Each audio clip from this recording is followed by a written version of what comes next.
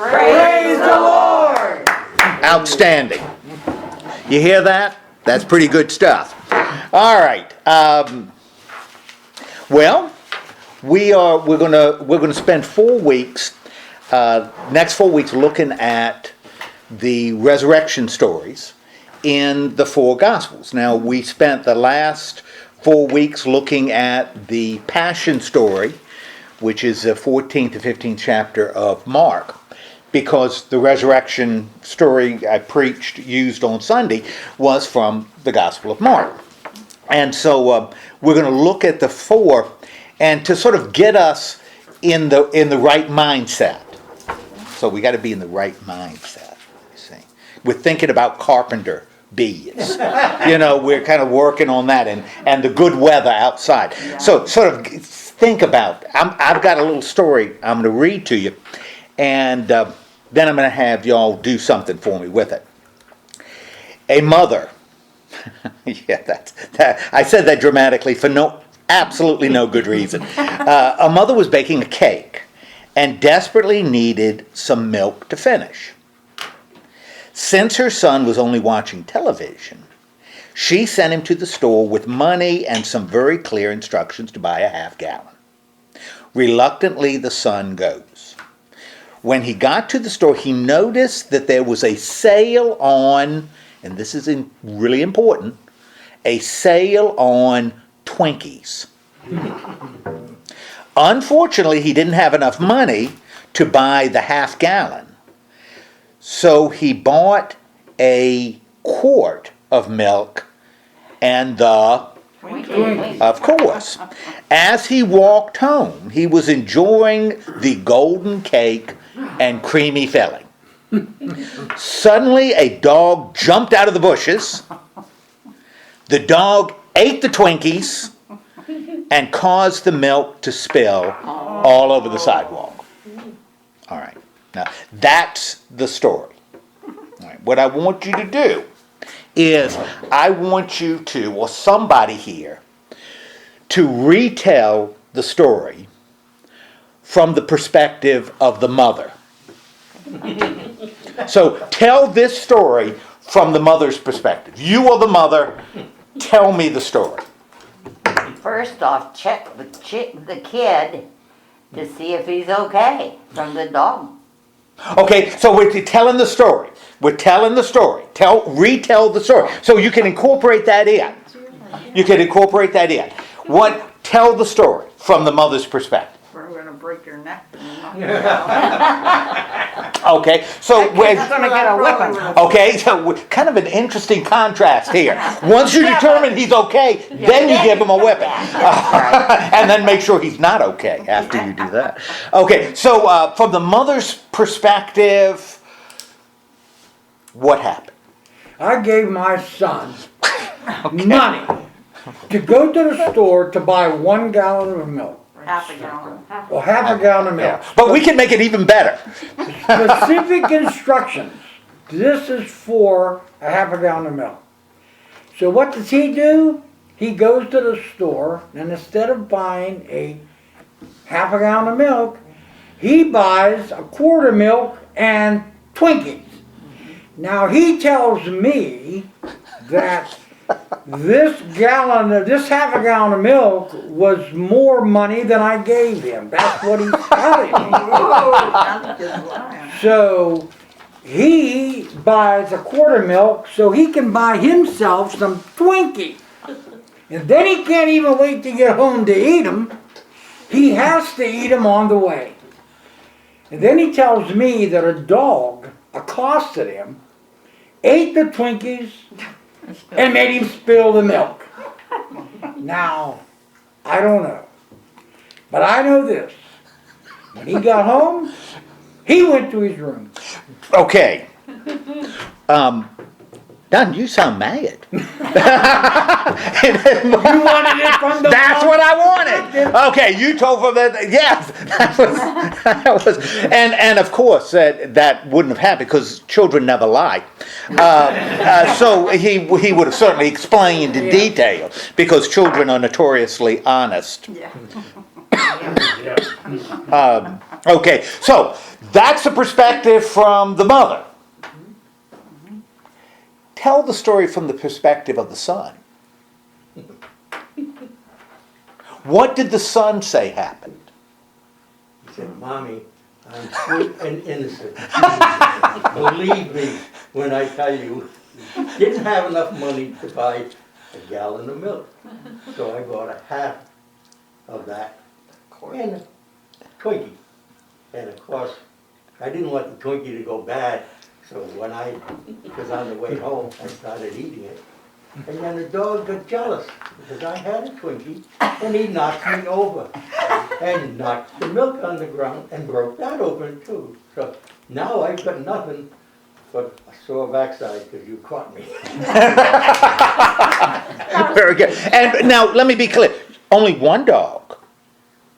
Yeah. Not a pack of dogs. Yeah. You know, that attacked, or a gang.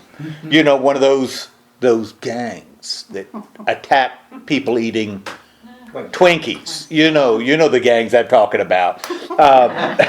And in fighting them off, the milk spilled. Even if you, so from the son's perspective, outstanding. Now,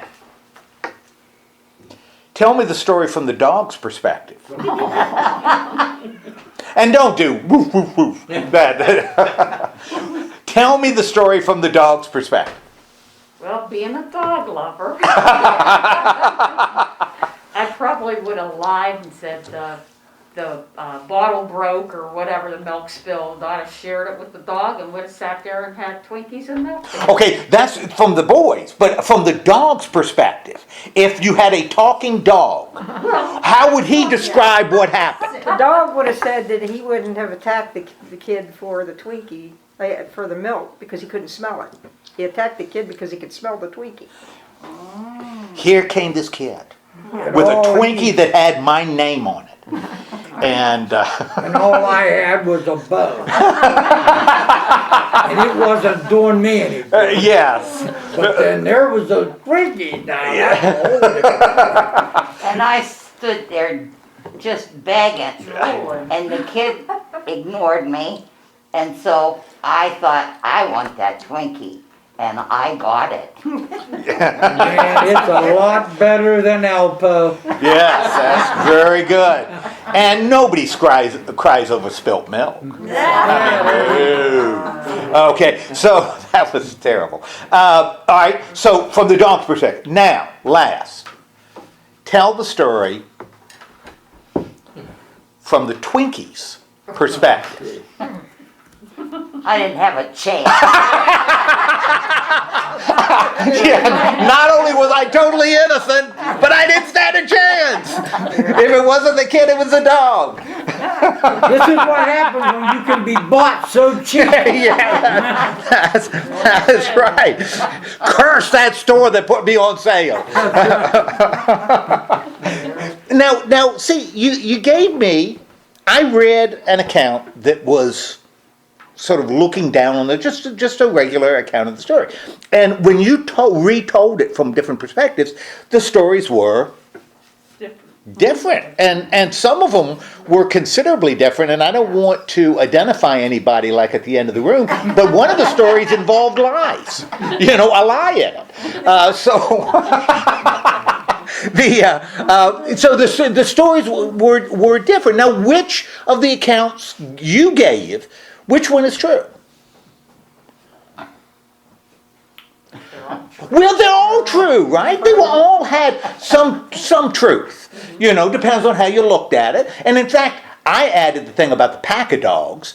You know, even your account was true.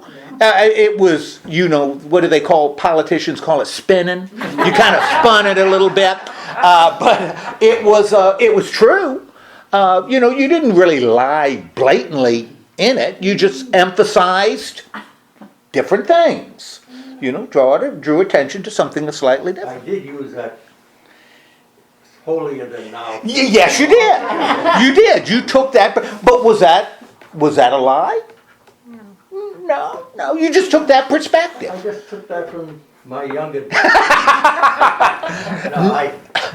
I had got my mother mad when I was young, Uh-huh. and she started chasing me in the kitchen around the table. Ooh. She was gonna spank me, Uh-huh. being sweet and innocent as I always am. Of course. I turned around, dropped on my knees, and I said, "Please, Mommy, don't hit me." She fell right on the floor, crying. Wow! I never did get spanked. Wow! Did you use it again? Or was that just a one time? That one time. Okay, that's probably that's a good end to that story. You know. I had 2 boys, and that story would have been 2 different stories.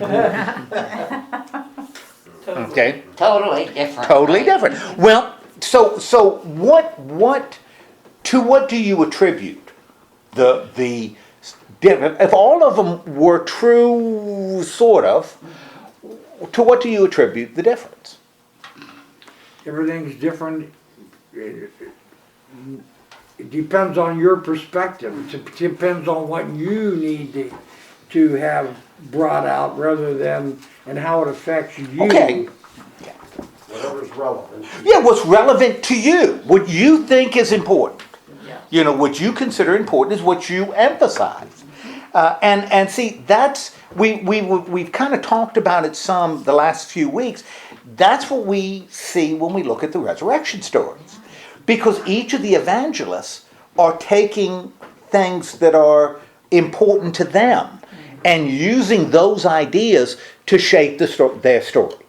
And therefore we end up with 4 accounts that are different. But we don't worry about them being different.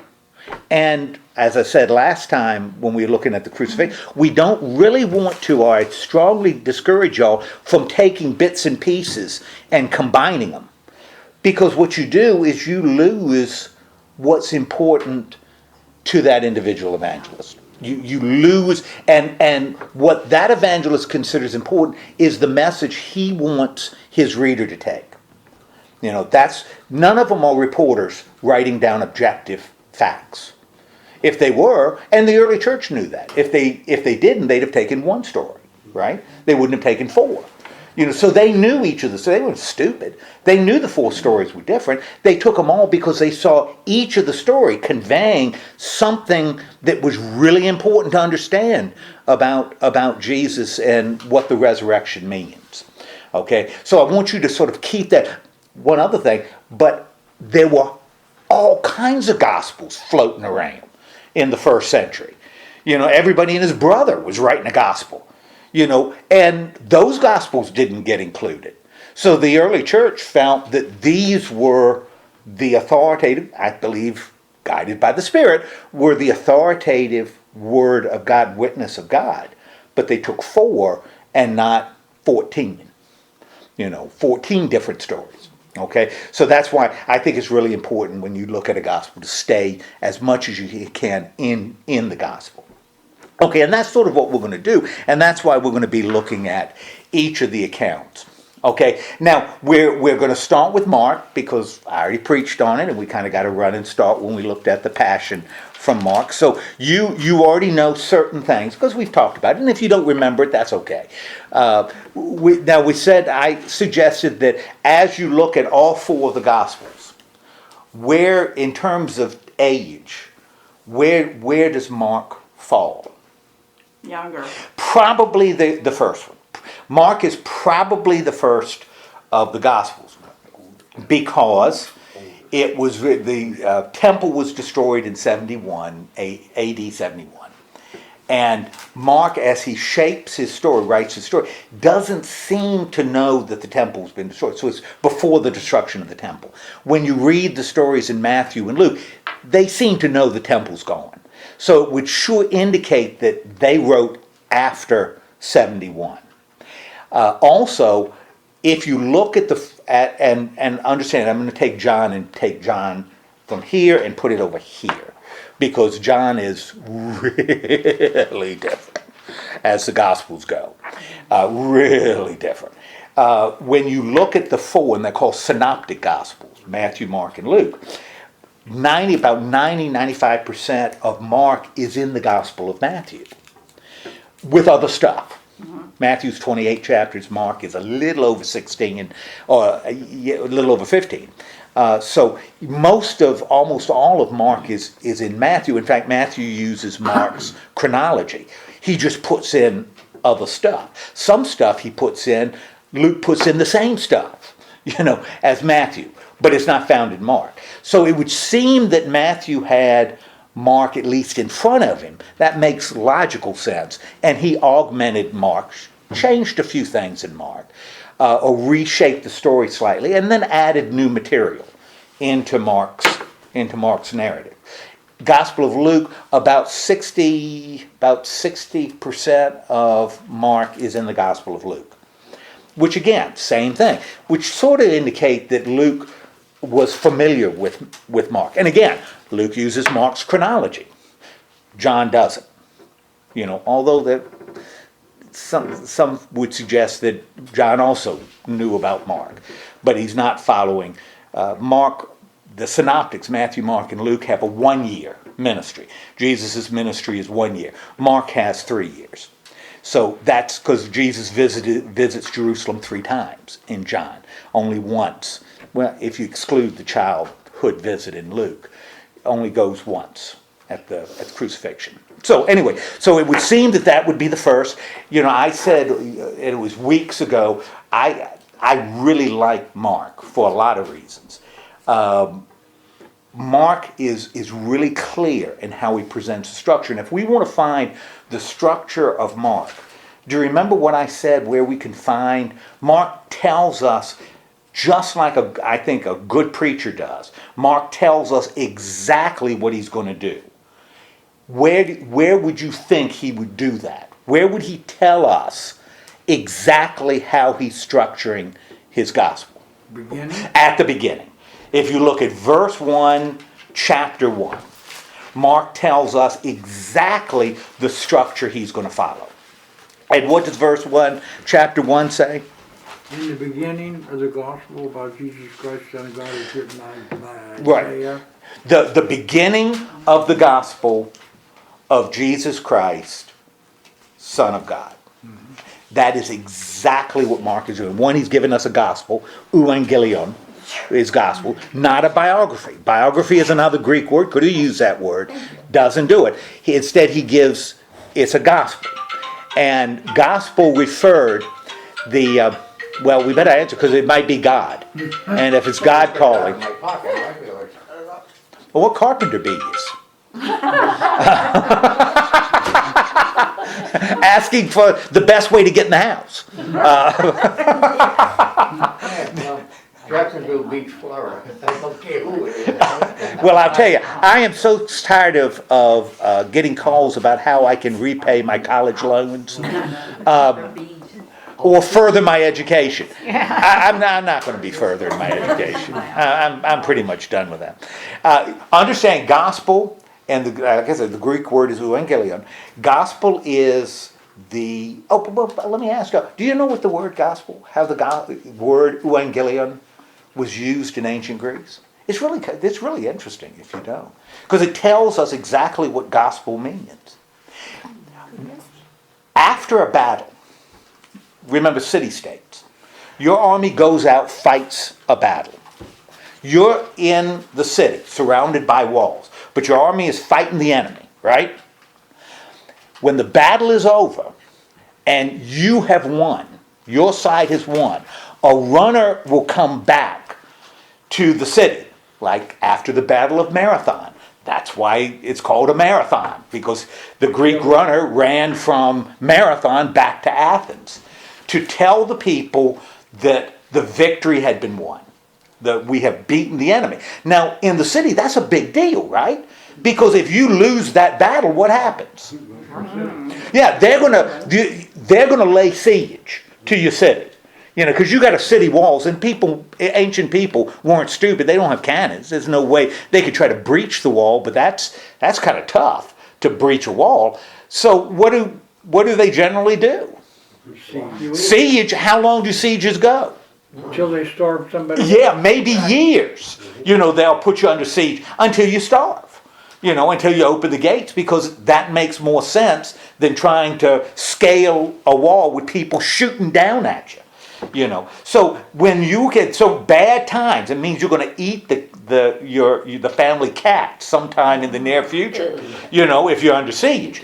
Well, the guy comes to the city and announces the victory. Well, that announcement of victory is, guess what? Evangelion. That's what they called that announcement. Evangelion.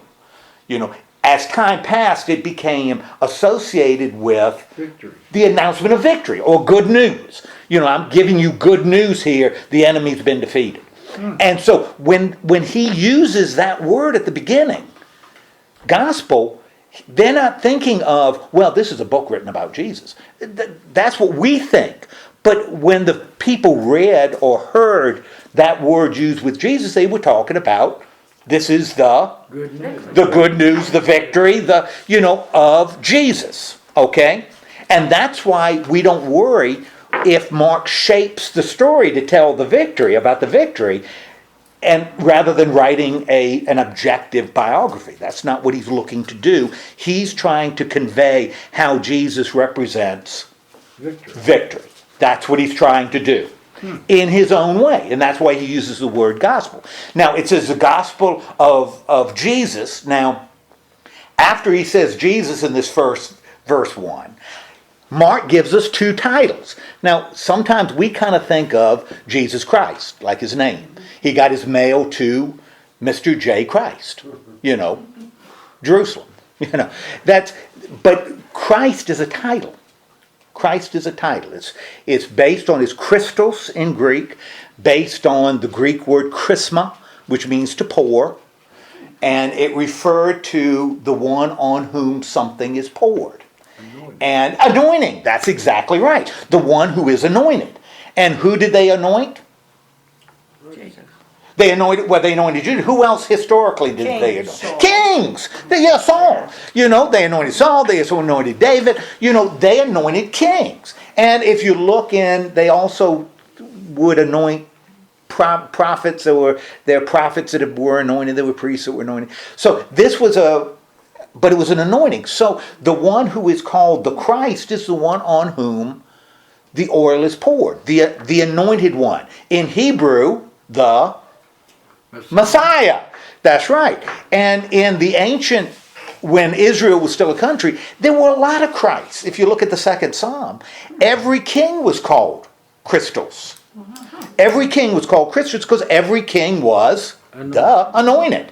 So every king was the Christos, the one on whom the oil was poured. Well, when the kingdom is destroyed, when the Babylonians destroy Jerusalem and the kingdom bang ends, what the Jews start looking forward to is not just another Christos in a whole line of Christoses, but sort of the ultimate Christ, the one that would restore everything.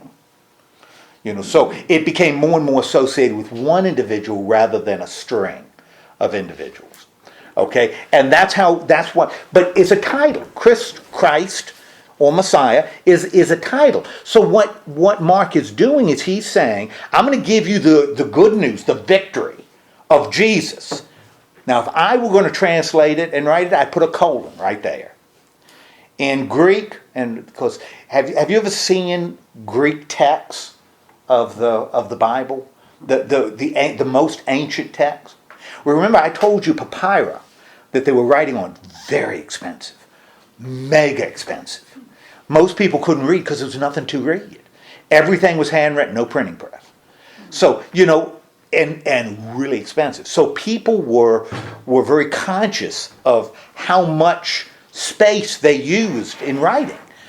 And so what they would do is they would hire someone to do the writing for them called a scribe. So I would hire a scribe because I could write, I would want somebody who could write very small. But when they wrote just lines of letters. No space. They didn't put spaces between words. It's just lines and lines of letters. No spaces, no punctuation. Just lines of letters. And so you had a scribe to write it, and you had a scribe to do what with it? Read it. Read it. And since most people couldn't read it, they were really good at listening. So you'd have a scribe write it and you'd have a scribe read it, sort of like with Morse code. Or somebody who can do sign language. Same sort of thing. You know, if somebody gives me Morse code, I don't know what it means, but somebody who does can send it and receive it. Somebody who knows sign language, they can send it and receive it. They can interpret. That's what the scribes did. So punctuation is guesswork when we've got translations, because there's no punctuation in the oldest texts. That's only assumptions of where the dividing words. And when you add, or even words, when you add punctuation, you got no clue. Well, that's not true. Some Greek sentences, depending on how it starts, implies a question, but it's still tricky, because there's no punctuation in Greek, in the ancient Greek text. So if I were going to do it, I'd put a colon there, because I think he's talking about the good news of Jesus, who is the Christ and Son of God. And that's the structure of Mark. Little introduction, little conclusion. But the core of Mark is Mark presenting how Jesus is the victory as the Christ and the victory as the Son of God. And the reason I believe that is because when you look at chapter 8, verse 30, which is almost in the middle of the gospel. Remember, Mark is only a little over 15 chapters. If you look at 8:30, Peter says something. What does Peter say? You are the Christ. You are the Christ. You are the Christ. Now, understand, that's different than this confession in the other Gospels. When you look at the Gospel of Matthew, he says, you are the Christ, the Son of God. So he's the Son of God, but he doesn't say it in Mark. Because I think what Mark is doing here is he's saying, right there ends the first part of Mark, my Gospel. By this time I have shown who Jesus is as the Christ. And what has Jesus been doing before chapter 8, verse 30? What are some of the things he's been doing? Been feeding. Feeding 5,000, feeding 4,000. What else has he been doing? Healing, casting out demons, teaching in parable, doing all kinds of stuff. Crowds love him. Pharisees hate him. Crowds think he's the best thing since sliced bread. When you look at 8:30, what does he start talking about that he's never talked about before after verse 30 of chapter 8?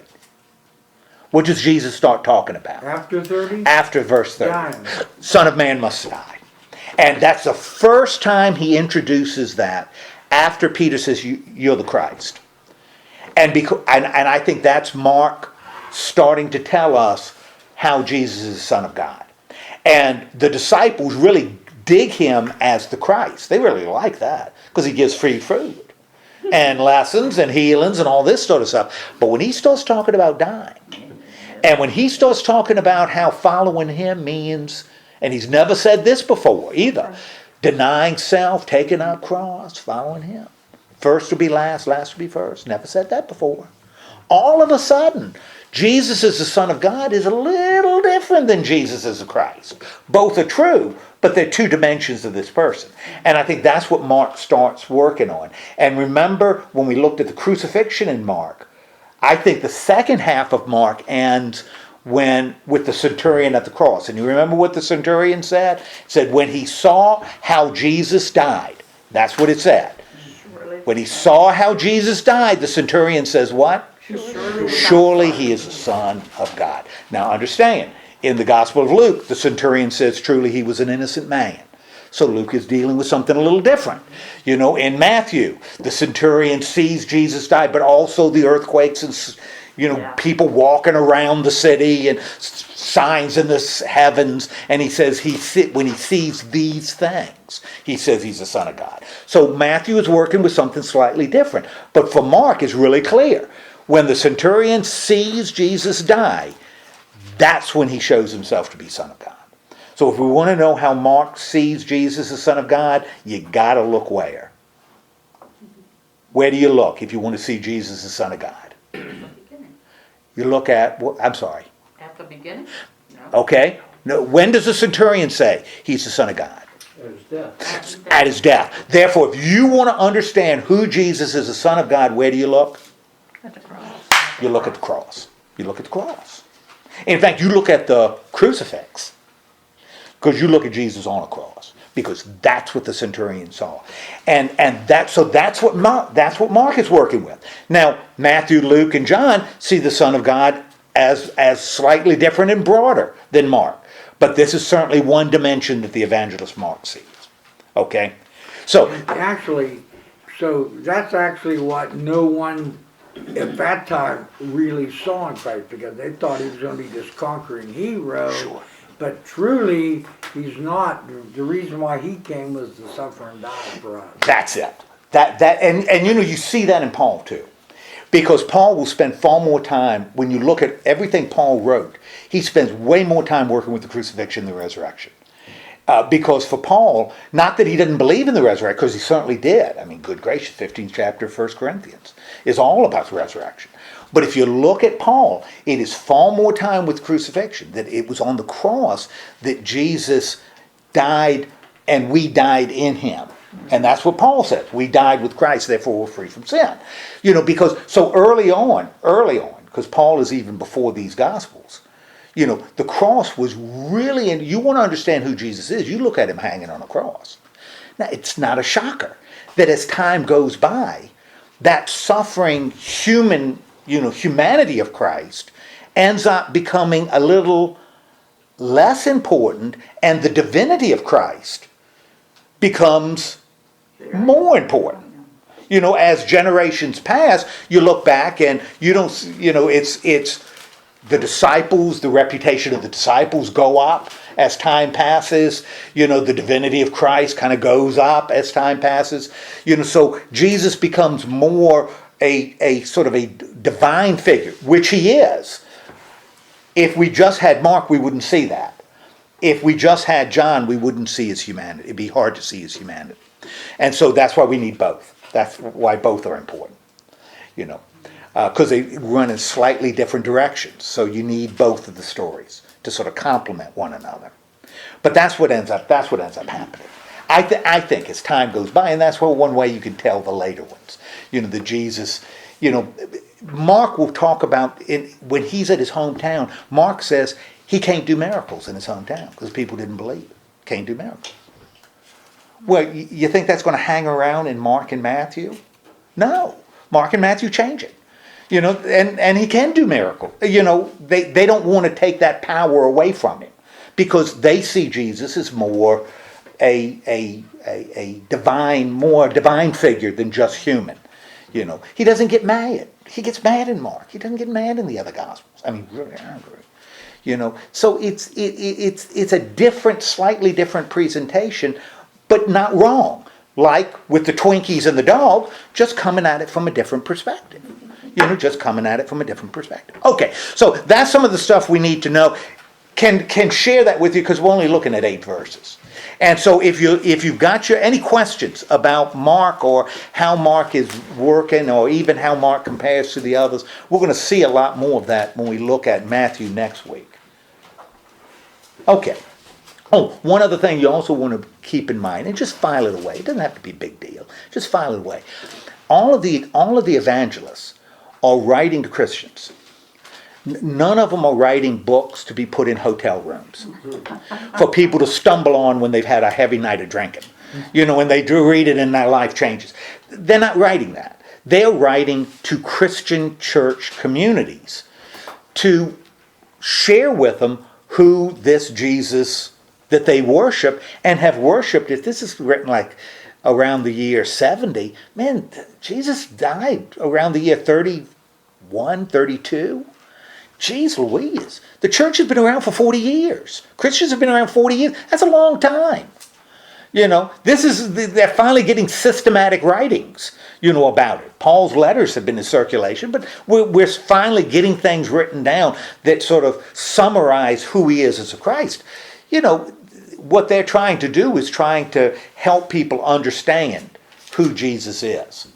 who this guy they've been worshiping for generations, who he actually is. When you add another 20 years with Mark and Luke, boy, that's a long time. It's a long time. Okay, so they're writing to Christian communities. They're also writing in Christian communities at certain locations, which sometimes we kind of forget. So they weren't writing this to go all over the world. They were writing to a Christian community in a place that were dealing with specific issues. That's particularly important with Paul, but it also applies with the Gospels too. You want to be aware of that. These weren't, most of them, well, some in the Bible were, but certainly the Gospels weren't for general circulation, from Spain to, Mesopotamia. Okay, so let's focus on chapter 16. Now, I think in the Gospel of Mark, chapter 16, and those 8 verses, is similar to what happens at the very beginning of the Gospel, right up to the baptism. So for Mark, this is not the crucial part of the Gospel of Mark he's written, and that's the death on the cross. So this is almost like an epilogue to the story. Just like the stuff about John the Baptist at the beginning was sort of a prelude to what was going to happen. Okay. So, and that's not the case, I don't think, in the other Gospels, particularly in Luke. All right, so we've got this. When does this, so everybody's got chapter 16, verses 1. When does this happen? When the Sabbath was over. Okay, when the Sabbath was over. Now, why is that important? That Mark is telling us. Remember, papyrus is really expensive. So if he includes it, it's got to be important. He just isn't throwing words at a wall. It's kind of what I do sometimes. Because computer, I can write as many words as I want. It doesn't cost me a cent. Mark has to weigh every word he uses because it means money. So if he includes it, there must be a reason for it. He says it's after why is that important? Why do you think Mark would use that to introduce this after the Sabbath? The Sabbath is so important in Jewish law. Sabbath is important in Jewish law. Okay, we talk about 3 days. Crucifixion is done, and that 3 days is really important because the Spirit's supposed to hang around the body for about 3 days. Which makes sense in the ancient world because, I imagine a lot of people, families sort of like, have you ever seen, Monty Python and the Holy Grail? That's one of my favorite movies. I love it. When the guy is saying, well, and I may even have the wrong movie, when the guy's going through the cart during the plague, and he says, bring out your dead, and a guy comes out with somebody and puts it on the cart, and the guy he puts on the cart says, I'm not dead yet. and the fella says, yes he is, yes he's dead. Back then, person dead, heart's not beating, doesn't seem to be breathing, must be dead. Right? Yeah. Maybe. Now understand, I think probably 200 years from now, people will be looking back and they'd say, people back then thought when there were no brain waves that you're dead. Jeez Louise. Can you believe it? They were burying people just because their brain function had ceased. How primitive is that? We can reactivate that as easy as we can resuscitate a heartbeat. But Sabbath, that's 3 days. If you've been in the ground or in a hole for 3 days, if you weren't dead when they put you in the ground, after 3 days, you were dead. Yeah. A lot of the old vampire legends, too, sort of stem from this, that you ended up burying enough people that weren't actually dead. And so you see a person who's dug out of a grave wandering around the cemetery, you're going to think that person is odd. and they're probably right, because I'm not thinking that person is got it all together. Anyway, so it's after the crucifixion. We got women coming to the tomb. Who is coming? Mary. Okay, we got Mary Magdalene. What do we know about Mary Magdalene? She was a prostitute or whatever. We know Jesus healed her of demons. all of what you're saying is right. But it's not in my... That's it. To know that, you have to bring in other Gospels. what we know about her, we know one thing about her. And I'll tell you what it is. In Mark, because she really doesn't play that role in Mark. She'll play that role in the other Gospels, but she doesn't play it in Mark. So for Mark, she's just a person. And then we got Mary, the mother of James, and Salome. Now, we ran into these three women before. We've run into them before. When did we run into them before? They had the cross. Well, they weren't at the cross, but they were close to it, right? Where were they? In a distance. In a distance. That's exactly right. These three women at the end of, well, I'm glad you listened to my sermon on Sunday. That touches me. Makes you feel good. Yeah, makes me feel one of those affirming moments. So we saw them in chapter 15. After the crucifixion, they were watching from a distance, right? Definitely. Okay. And so that's where we know Mary Magdalene. She was one of those three that was looking from a distance. Clearly she's part of the tradition, and Matthew and Luke are going to give Mary a bigger role to play in their gospel. Okay. And we're going to have Joanne, we're going to have some other women given, for reasons I don't know. But, okay, so they're there. They are the last ones who are still following Jesus. Where have the men gone? Ran away. Ran away. Ran away. And what are the women doing? They're supposed to anoint him. They're bringing spices to anoint him. Okay? Bringing spices to anoint him. It's interesting, in Matthew it won't say that. But it's for a reason we'll talk about next week. But he's bringing spices that are going to anoint the body. Now, why is it necessary that they need to anoint the body? Keeps the smell down. Well, that's right. And we're talking about crucifixion. Jesus is dead. That was not a high priority, after the crucifixion. He hadn't been anointed. It said in chapter 15 that Joseph of Arimathea just put him in a hole. So he hadn't been anointed. That's what they're going to do. Okay, men are all gone. Now, in Jewish society, what role do women play? Very little. Very little. Yeah, very little. They are on a low They couldn't even rung. testify in court. They play. Now, again, we're talking about ancient people. Why would women play it? They play kind of an odd role in the ancient world. Why would women, and children too, why would women play this They were chattel. weird role in the ancient world? This is where it changes. Well, it's Mark certainly holds women up. The Romans hold women up. Romans have a pretty high view of women. Women could divorce their husbands in the Roman world.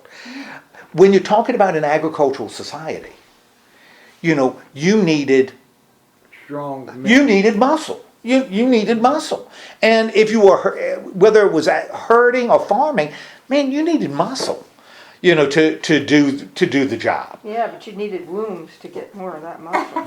Well, you did, and that's why in the ancient world so many religions, and this sets Judaism, and Judaism is always in conflict with these other ancient cults, is female. Having the soil being fertile is a big deal.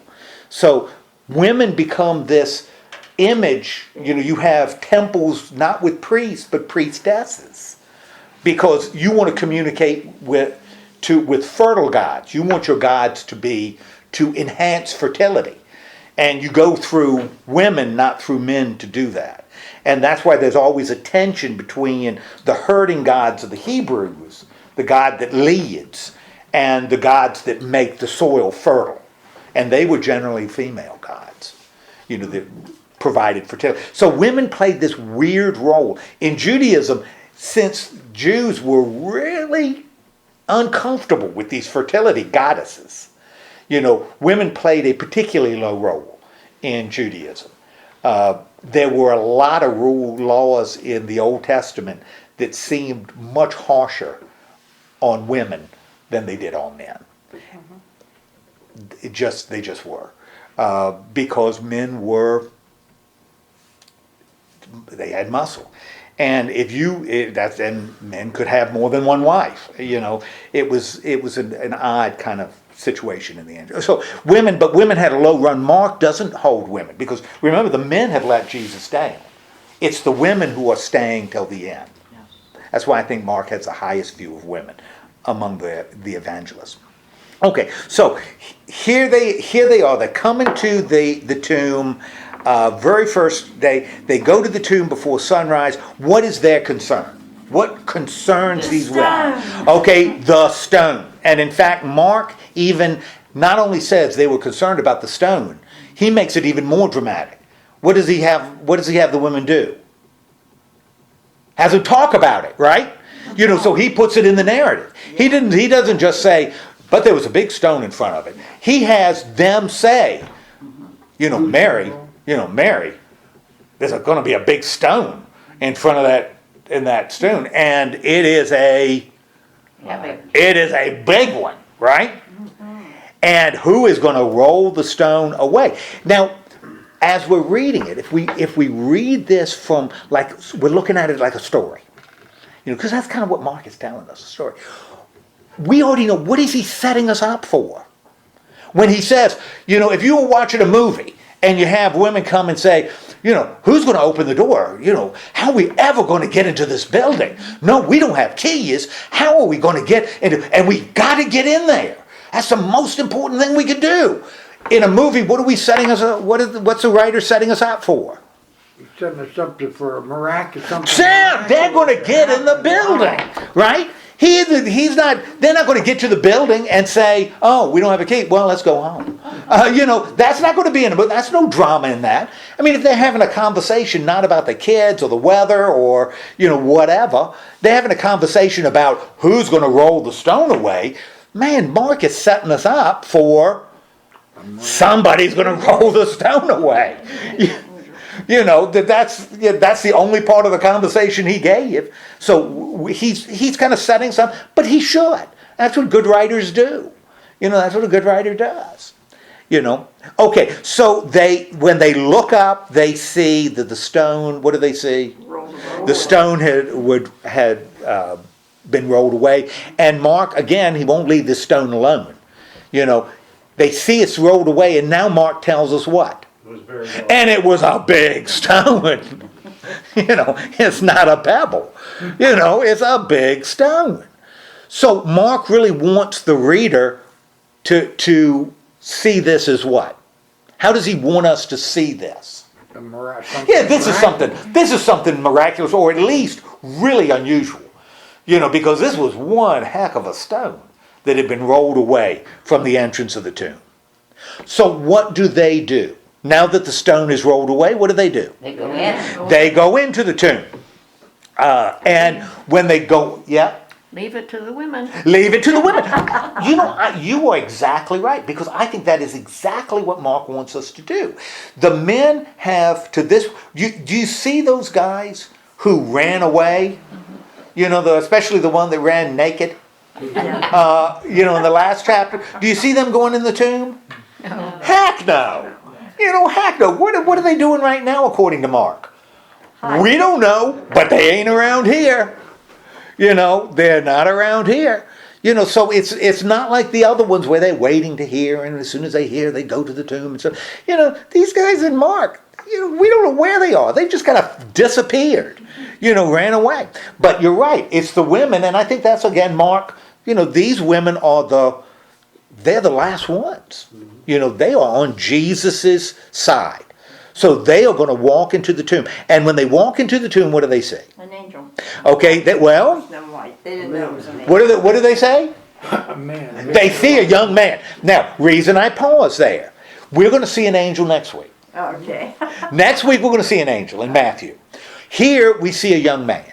And what is the young man wearing? White. He is wearing white. Now, as soon as we see this young guy or hear about this young guy wearing white, we're perceptive, right? Mm-hmm. Right? We've seen white before, right? Mm-hmm. When did we see someone wearing a white outfit before? And I'm not talking, I'm not talking about Saturday Night Fever, John Travolta. When have we seen somebody wearing white before? when they were taken up, Elijah. Yes, transfiguration. Jesus, it says Jesus' clothes became white. In fact, and this is one of those things I've told you last week, Mark, I think, is the most sophisticated of the theologians. He is the most awkward of the writers. You know, the way he describes it is really awkward. Jesus' clothes being whiter than any bleaching stuff can make. So it's a real awkward phrasing there. But Jesus was wearing something that was absolutely white. He was transformed and all of a sudden acquired white clothes. So we already know then white is associated with what? Purity.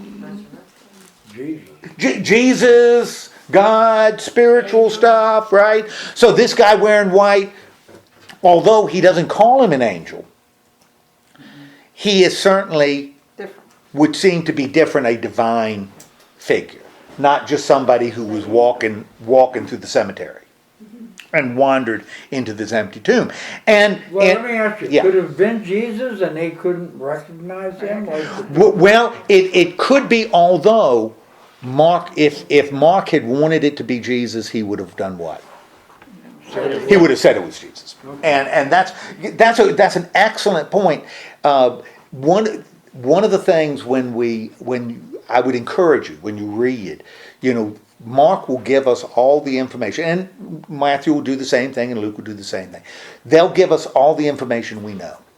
And so if we stay there, then we're going to get what point they're making. And I'll tell you why in a little bit, what I think Mark is doing at the end, because he does a couple of things. We talked about one of them in the sermon, but I think he's doing a few other things as well. Okay, so he's there.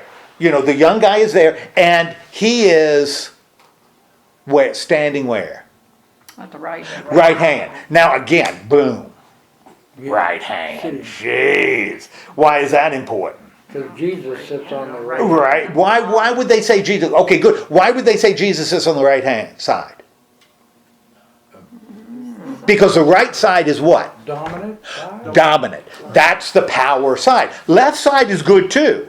Remember when the mother of James and John come and say to Jesus, right one of my sons sit on the right and left? Those are the power places, but the right is even more so of the two. So right side, we've got a second emphasis, or at least mention that this guy not only has a heavenly connection, but is standing in the place of power, being on the right side.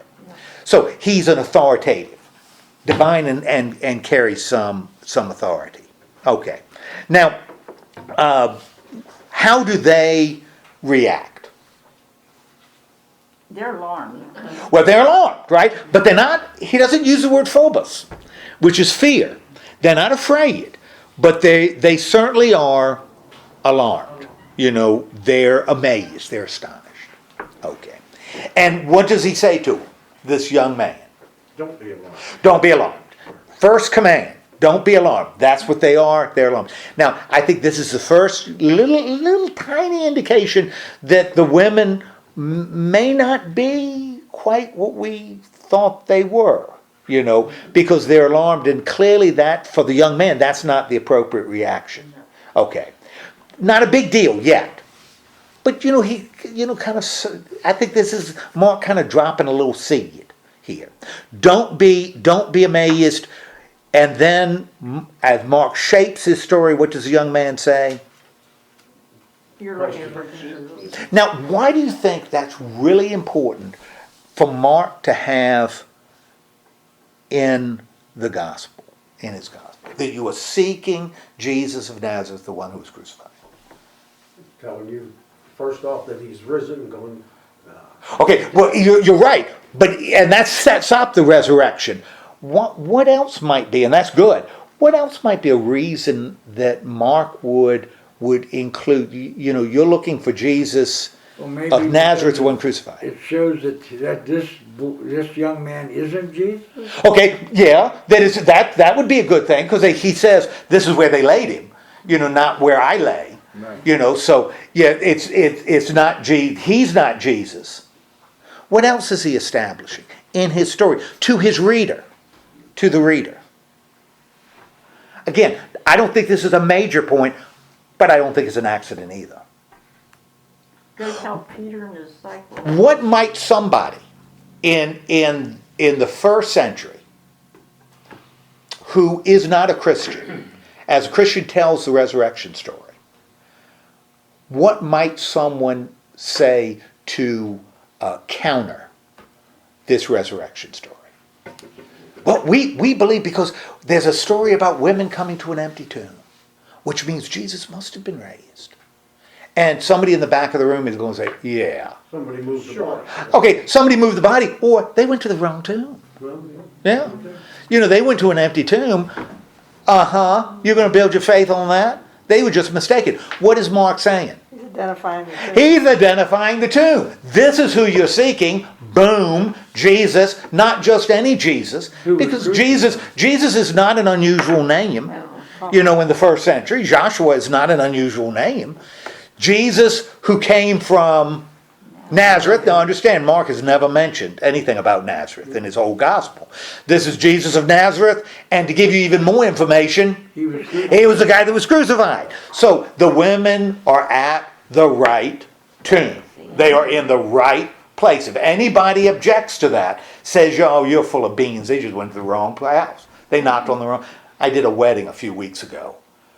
Bang, bang, bang, at somebody's house. Bang, bang, bang on the door. Ding, ring, ring. I could see somebody in there. Ring, ring, ring. Won't come. Won't come to the door. Wouldn't come to the door. Then I looked at the number. It was 6:20, and I was supposed to be at 6:18. So, yeah, I'm lucky the police didn't come, or a dog didn't eat my Twinkie. So that would have been terrible. But you know, now we've clarified. Now, like I said, I don't think this is a major point, but you know, these are questions you sort of ask when you read these Gospels. Since writing space is so valuable, why would the writer not say, you're looking for Jesus, he's not here? Which would have made sense because it would have taken less space to write. But he chooses to say, Jesus from Nazareth, the one who was crucified. Doing that, there must be a reason why he's emphasizing the identity of the person. And then saying, he's not, that's where they laid him. You know, that he sure seems to be spending a lot of space to identify that this was the right tomb and this is the one you were looking for. Okay? All right. So he identifies it, and then what do they say? He says he's been raised, and that's interesting too. He's been raised. Anybody here kind of get excited about English grammar? Anybody get excited about English grammar? Well, if you do, this is an interesting word. Has been raised. Because in grammar, you have verbs have tense, they also have voice. And we know past, present, future tense. But you have voice. And a verb can be active or passive. Now, if a verb is active, what does that mean when a verb is active? Okay, the subject is taking the action. That's what an active verb. I went to the store. That's active. I went to the store. I, the subject, took action and went to the object. Okay? Passive, though, what is passive? After. I've gone to the store. Okay, well, that's tense. Yeah. What is passive? The action's already done. Okay, the action is done by Somebody else. the object, not the subject. The Twinkie was eaten by the dog. So he is risen, but the subject is the one that rose. Now think about it. When he talks about the resurrection, he uses the passive verb. He doesn't say Has been, he says is. he doesn't say he rose. He doesn't say he rose. He says he has been raised. Or he was raised. Now that's passive. Is. Why would he use the passive verb? What does that mean when you use when he uses the passive verb? Because Jesus is the subject. It wasn't Jesus rose. Jesus was raised. God raised him. That's it. Jesus didn't cause himself to rise. That's why you see, and this is consistent in the Gospels. Jesus doesn't cause himself to rise. He was raised, has been raised. All of those are passive. Whether it's a past tense or perfect tense, those are all the action taken by the object. Jesus was raised by God, and by God is the actor. God is the actor. Okay, points to this. Now that's really important because Jesus is not a God man. He is not a God man. You know, nowhere, because they all say he was raised. Nobody is saying he's raising himself. He is being raised by God. This is what God is doing to Jesus. It becomes important for us because if you say Jesus rose, then we say, whoa, Jesus is pretty important. But how does that affect us? If Jesus rose, if the resurrection occurred because Jesus rose, Jesus caused himself to rise, how does that impact you? Well, then no one can raise us. Nobody, we're lost. We're hopeless. Because unless you figure out a way to rise yourself, you're going to stay in the tomb. You're going to stay in the grave. No hope. That's why Paul says, unless you believe Jesus was raised, 15th chapter, 1 Corinthians, you are, if you deny this passive resurrection, if you deny that, you have no hope. You have absolutely no hope. But we believe Jesus was raised. And if Jesus was raised, what does that mean for us? We can be raised too. Amen. We can be raised too. And I'll tell you, that is really, and we kind of gloss over it. We kind of use it interchangeably. Oh, Jesus rose from the dead. No, he didn't. Jesus didn't rise from the dead. Jesus was raised from the dead. And so will we. We don't have to be the actor. God is the actor.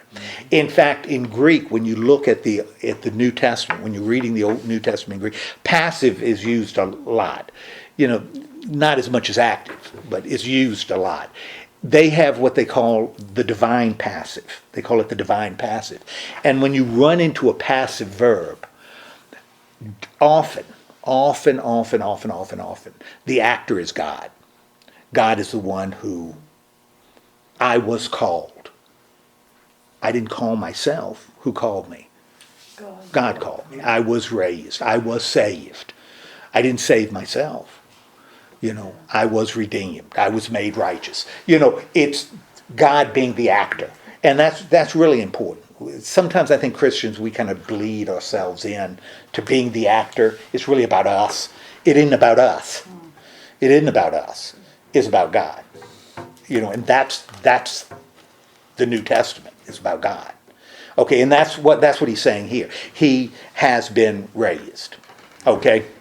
And then he tells them gives them a really clear command. He tells them to go and to Tell the disciples. tell the disciples. And Peter. Now, Yeah. this is really cool. Secondary thing. Again, this isn't the primary point, but it's certainly, I don't think, accidental.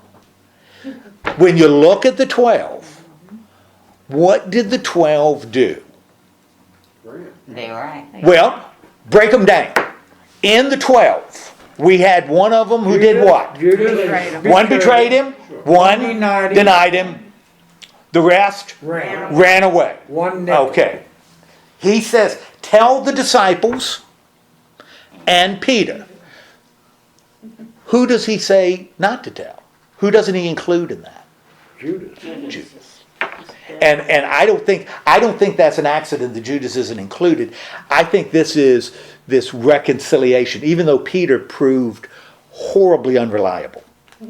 Horribly unreliable. We've got this reconciliation. Go and tell the disciples. You know the ones I'm talking about, the ones that ran away. And also go and tell Peter. You know the one I'm talking about, the guy that denied me.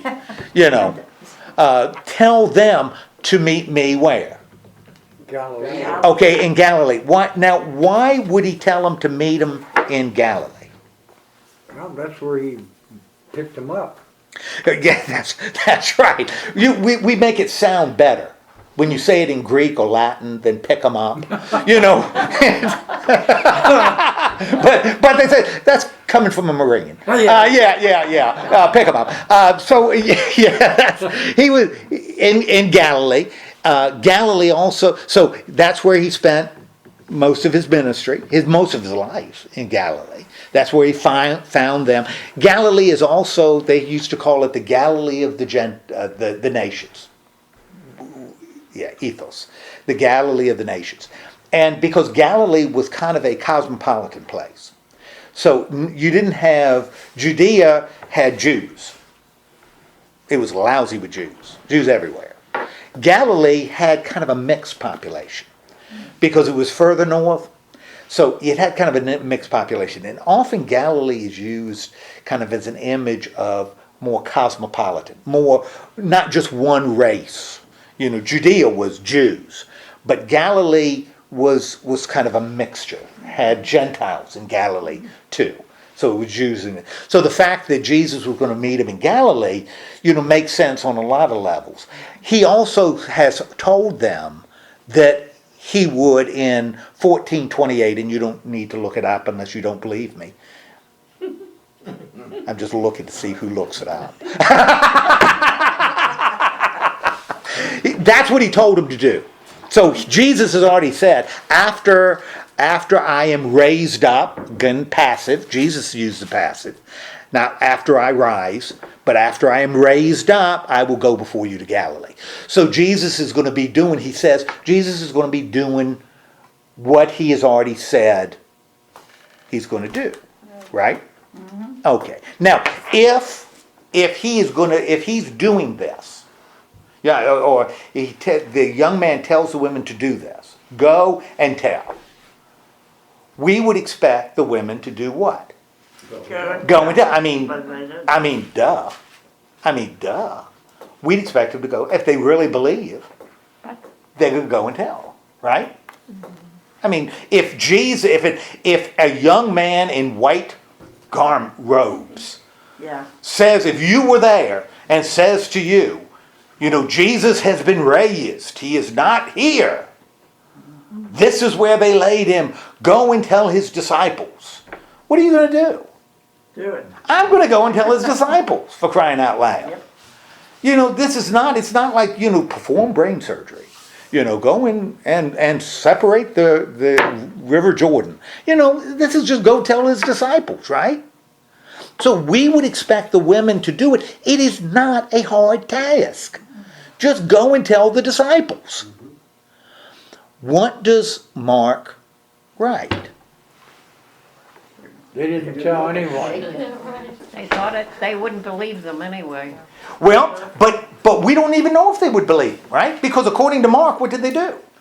They just didn't go. They ran, they were afraid, and they told No one. zero. Would it have been different if the man in the tomb, in white, had been a woman? Would they have paid attention? Would they have panicked? I think as Mark shapes his gospel, the reaction would have been the same. Because I think Mark is making a point here that isn't historical. Because next week when we look at Matthew, the women are going to tell. I mean, the same sort of thing, but the difference is the women are going to tell the disciples. They're just going to do it. They're not going to be afraid and not tell anybody. In fact, they're going to meet Jesus when they're leaving. And you want to talk about being scared. You meet a guy who's dead, you saw die, walking around. Lord have mercy, a young man in the tomb.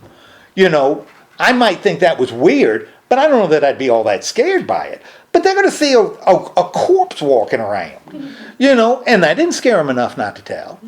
So, because Matthew is doing something a little different. His resurrection story is pointing to something slightly, and we'll talk about it next week.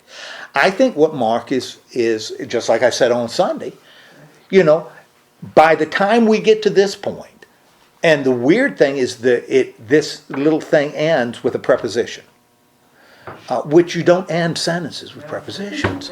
You don't end a sentence with a preposition. And yet not only does Mark end the sentence with a preposition, he ends what?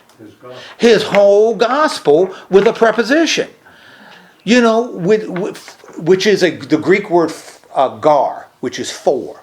He ends his gospel with a preposition. So by the time we get to that gar, that for, and that's for they were afraid. But you can't put for at the beginning of a clause by Greek grammar. You can't do it. It's got to be further in. But it didn't have to be at the end. It didn't have to be at the end of it. By the time we get to that for, who has stayed focused and loyal to Jesus and his intention? By the time we get to the for, nobody. When we get to verse 8, the end of verse 8, who has not let Jesus down? Everybody. Everybody has. There's not one that hasn't. Paul talks about, that saying, all have sinned and fall short of the glory of God. Everybody lets him down. And then Mark does what? Boom, stops his gospel. Mark could have, and in fact, when you look at the two editions, the short ending and the long ending, the disciples, they are told, and the disciples go to Galilee, and Jesus appears, and, in the long ending, Jesus tells them to handle snakes, and it's weird. Yeah, it's just weird stuff that isn't found anywhere else in the New Testament, but he tells them this stuff. So we have this reconciliation, and he ties up all the ends, and we're all happy. But there's all these loose ends at the end of Mark.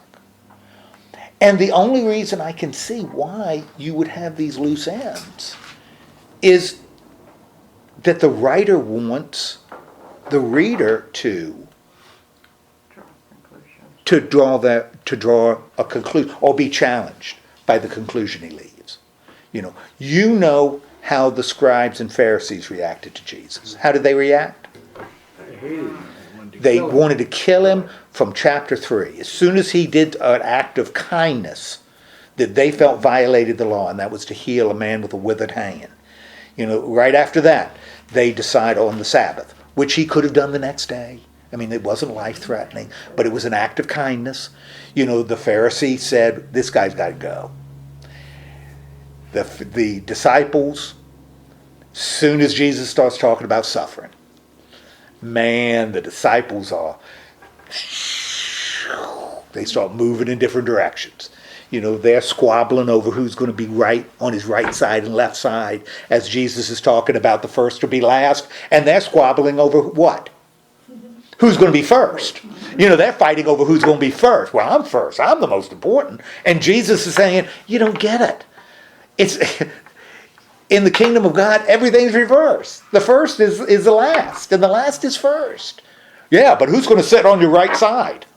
Me? Jeez, you're not getting it, right? You are missing it. If you've ever seen, and they show it at Easter, I don't know if they did it this year, Jesus Christ Superstar. One of the songs they sing after the meal is the disciples singing this song about, I've always wanted to be a disciple. This has been my goal, and before I die, I'm going to write a gospel. I'm going to write the Gospels, and people will remember me in the future. And that's really a pretty good, I think, impression of what Mark is writing here. Disciples don't get it. They don't. They are clueless. And when Jesus is arrested, man, everything the disciples expected has collapsed. has just collapsed in on itself. So the only thing you can do is run. The crowds, the group, the disciples didn't cause the scribes and Pharisees to be afraid. Never said they were afraid of the disciples, but they were afraid of the crowds. And the crowds called for his crucifixion in Pilate's court. And now the women, the only ones left. Now they weren't at the cross because Jesus has to die alone in Mark. But they're from a distance, and they're the ones who anoint the body. And now even the women let him down. And I think the question again, I think for Mark is the same one I asked on Sunday. Having read the entire Gospel of Mark, what are you going to do? What are you going to do? You know the story. You know the good news. What are you going to do about it? I think that's where Mark kind of leaves us. I think there's something else too.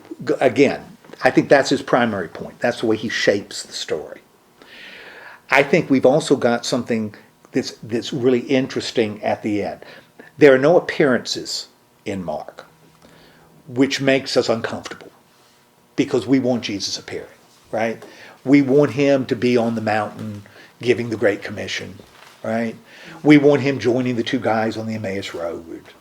We want him cooking fish by the Sea of Galilee. In the upper room, where Thomas, isn't there and breathes on him. And we want that, right? Because that ties it up. But Mark doesn't have that. And I think the primary reason is he wants to challenge us to sort of complete the story ourselves. What else may be going on in Mark's mind? In other words, how might Mark be viewing the future? Because he's talked a lot about the return of the Son of Jesus, talked about the return of the Son of Man. What might Mark be thinking about the return of the Son of Man?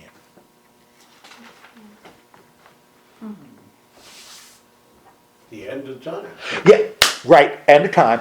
When do you think for Mark, when do you think Mark may have thought He thought in his life. the end of, that's it, I think. I think that's it. I think Mark expected the end to be soon. And he wasn't alone, because when you read Paul, particularly First Thessalonians, which is probably Paul's the first letter. When you read First Thessalonians, Paul expected the end to be really soon. And the early church expected it to be soon. Jesus said, I'm coming back. They expected him to be coming back when?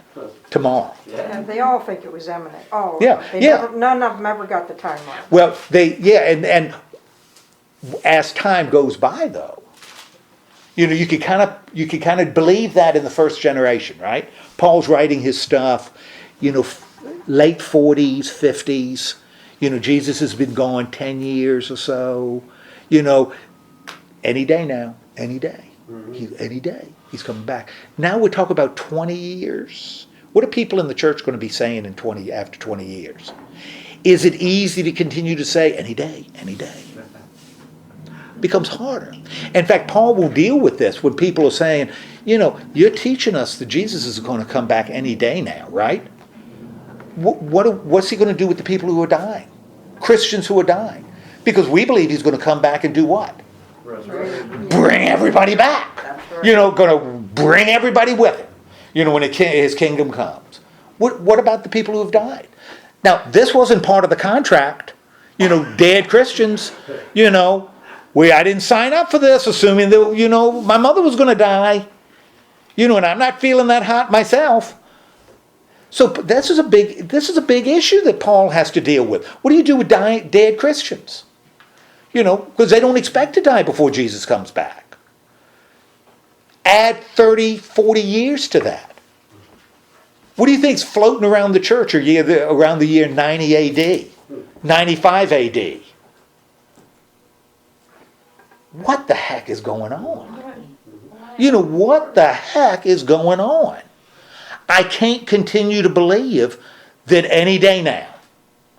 And so what you end up having, like in the Gospel of Matthew, and definitely in Luke, is you have something start to develop that you don't even see introduced in Mark. You end up having what's called the ecclesia. And ecclesia means called out. That's what it means. Ecclesia, develop. And the ecclesia is ecclesiastical, refers to what? Church. You end up having the church start to develop. And in other words, instead of Jesus, now what they're saying is you misinterpreted the end. His intention was never to come back right away. Instead, his intention was to form a new community, an ecclesia. And that's the whole purpose of Luke and Acts, which is one book. That's why the resurrection is right in the middle of Luke Acts. This is to the beginning of something new, which is a new community. Now, Jesus is still going to come back, but it's not going to be now. It's going to be later. This new community is going to develop.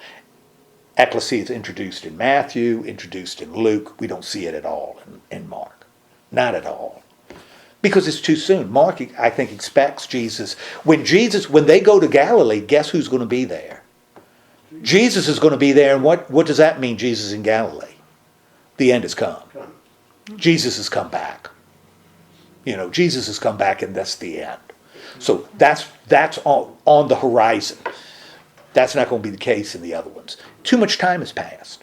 So what is God doing with Christians? Well, Christians are going to be the seeds for this new community, which is the church. And this community may exist for how long? Thousands and thousands and thousands. Indefinite amount of time. Just don't know. But that was always God's purpose.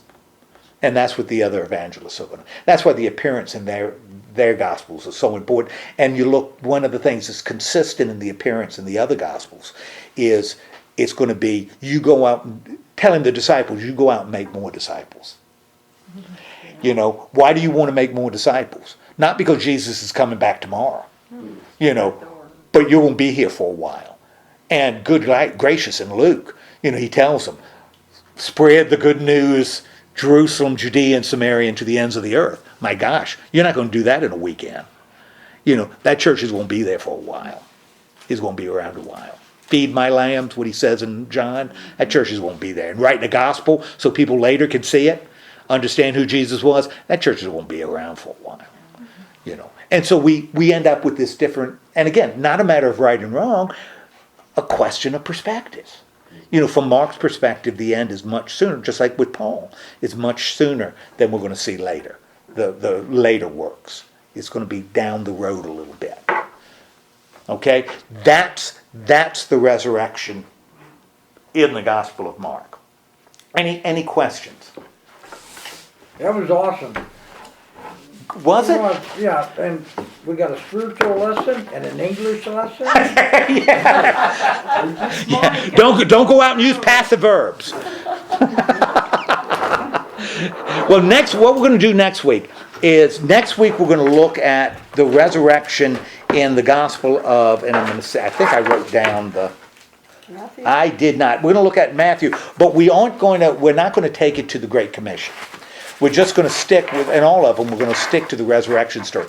One of the reasons we're going to do that is in the gospel, once we leave Mark has 8 verses. Once we get to the other ones, like the whole 26th chapter of Matthew involves the resurrection and the appearance. In Luke, the 24th chapter and the first chapter of Acts involves resurrection and appearances. Or half the first chapter. In the Gospel of John, it's going to be the 23rd and 24th. Is all going to be resurrection. It's just too much. And, they're moving in different directions. So we're going to try to stick to the resurrection story. But if you would then read, and I'm not sure, is it 18 verses in Matthew? Well, in Matthew? It's 20, Matthew 28? Yeah, it's 20 verses. Where does the Great Commission, his appearance on the mountain, is that verse 18? 16. Verse 16? So I'm thinking We're only going to go to there. we're only going to go to the 15th Yeah, the then Great verse. Commission is 16. Yeah, we'll only go to the 15th verse. Okay. Because the Great Commission is something, I think, different. that's a little different than just the resurrection itself. All right, let's have a word of prayer, and then y'all can fight those carpenter bees. Lord God, thank you so much for giving us this time together, and bless us as we go about our work. But more than that, Lord, challenge us. Challenge us to envision ourselves at that tomb too. Because we were there in a sense, and we heard that young man say what he said, and now we got a choice. We got to decide what we're going to do about it, and help us to decide to respond to you with faith and with diligence and with joy. In the name of Christ we pray. Amen. Amen.